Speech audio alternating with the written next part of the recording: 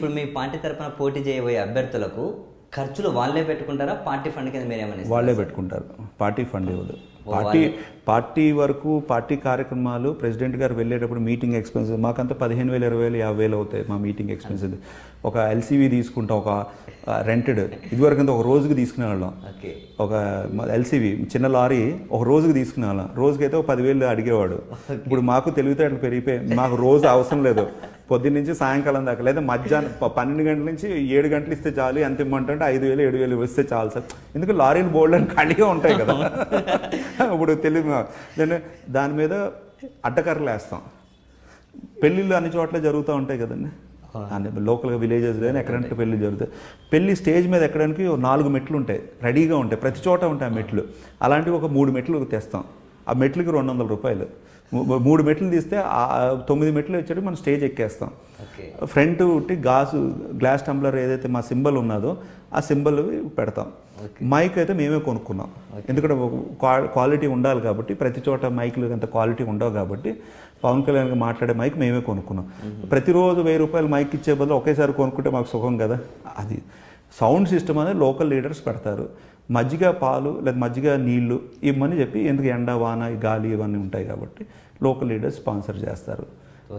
చేయలేని స్థితిలో ఉంటే పార్టీ పెట్టుకుంటుంది. అంత మించి మా ఖర్చు 1,00,000 దాటితే ఒట్టు.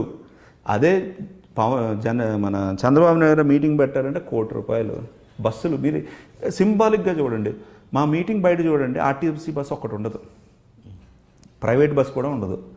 ఎప్పుడైతే బస్సు లేదు అంటే మేము జనాన్ని మొబిలైజ్ చేయలేదని అర్థమైపోతుంది. ఎవరు స్వచ్ఛందంగా ఆటోలోనో వాళ్ళే వచ్చేసి 2 వీలర్ మీద వచ్చేయడం, నడుచుకుని వచ్చేయడం.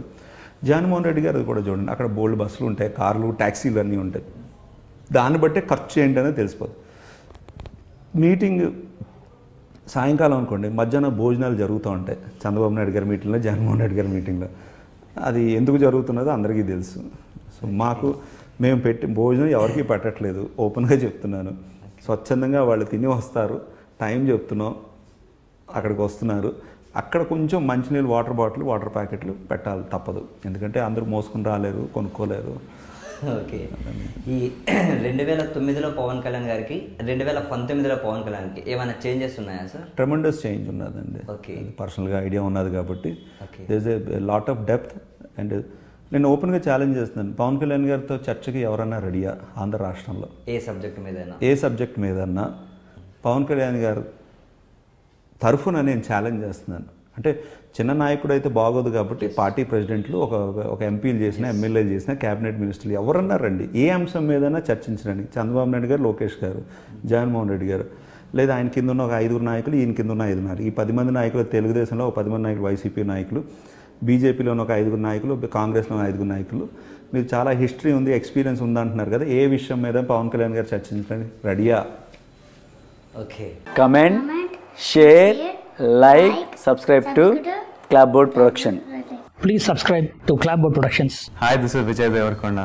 Please subscribe to Clapboard Production. Hello, this is Sandeep Reddy Vanga. Please subscribe Clapboard Production. Please subscribe Clapboard. Hi guys, name me Hemachandra.